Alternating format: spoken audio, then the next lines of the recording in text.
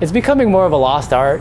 Rotaries aren't that, should I say, popular in the mainstream. That old school spirit really isn't there anymore. Hello there, my name is Michael Vodak. I'm an RX-7 enthusiast and also shop owner of Rev Motor Spirits.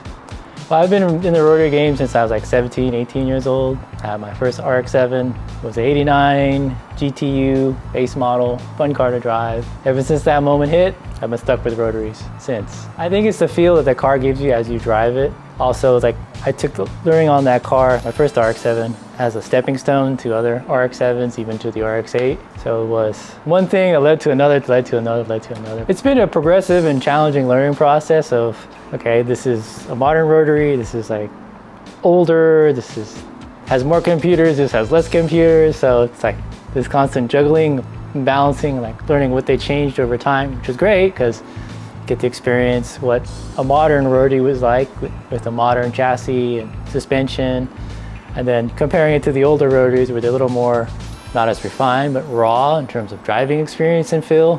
Working on them, I prefer more FC. Driving them, it's either RX-8 or FC, just having that ability to jump in the car and drive somewhere without being concerned about anything breaking. Turbos are great when they work, but when they're not working, it's like, oh my gosh, problems. It's always a different experience every day when somebody brings in the car, because it could be something from like doing an inspection on a first gen, checking compression, to why my car won't start in the second gen, it ran the day before, was misfiring. Every day is different, everybody's car is different, but the experience I do enjoy is like getting to meet new people and finding out what their car needs and what they need to do.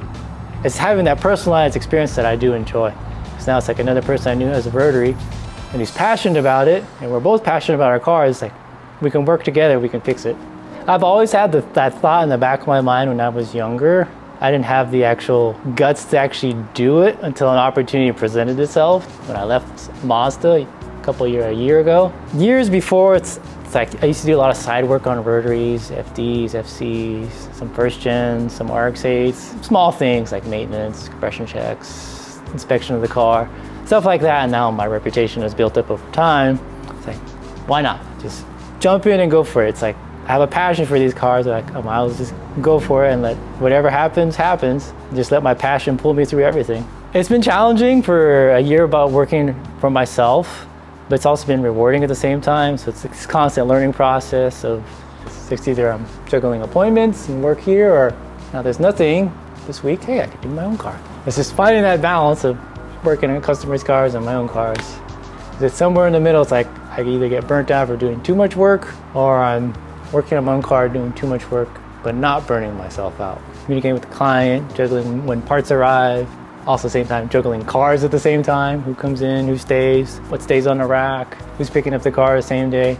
That's, to me, is like one of the biggest challenges and learning experience of running a shop, but also with rotary cars in general at the shop, because parts availability can be limited, shipping can take time, so it's constantly juggling all that. It's that constant juggling and balancing act that never stops. But overall, it's been great. I have more freedom to go to car meets, hang out, visit family, travel. There's a lot more flexibility, which I do love, as opposed to working in a dealership. Everything's more routine, your schedule's set.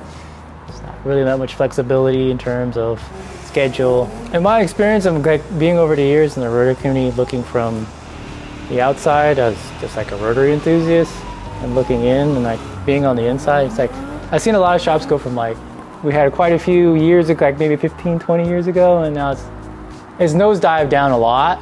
So, a lot of technicians are retiring, don't want to work on them anymore. It's too time consuming, but also that old school spirit really isn't there anymore because people moved on, they've retired. There's not many in the Bay Area. Everything is a little more popular in the LA area in terms of California. It's becoming more of a lost art. Rotaries aren't that, should I say, popular in the mainstream in terms of who can work on them. Yeah, a lot of people could say they can, but then again, it's a learning process that you have to have the drive, the know-how, also the willingness to learn how to work on them. Also the patience, because remember, this is an older car. Older cars require more patience because most of the time you're restoring or replacing something. The shop-wise, lot of people don't want to specialize in rotaries because of the reputation that's preceded them years ago. And people were reminded of that in the Series 1 RX-8, where the engine wearing out sooner than expected. That reputation of rotaries being unreliable, that stigma is still out there, which is kind of a good and bad thing. Like, if you're really into rotaries and you know about them, it can be a good thing because a lot of people just don't want to deal with them. They're not for the everyday average driver. They're for people who love the car for what it is, understand it, how unique and quirky it can be, and they're willing to learn and work with that. Plans for the future, I do need to change the turbo on my FD, do the body work, put the wide fenders on, get it painted, and just track it maybe once or twice a year.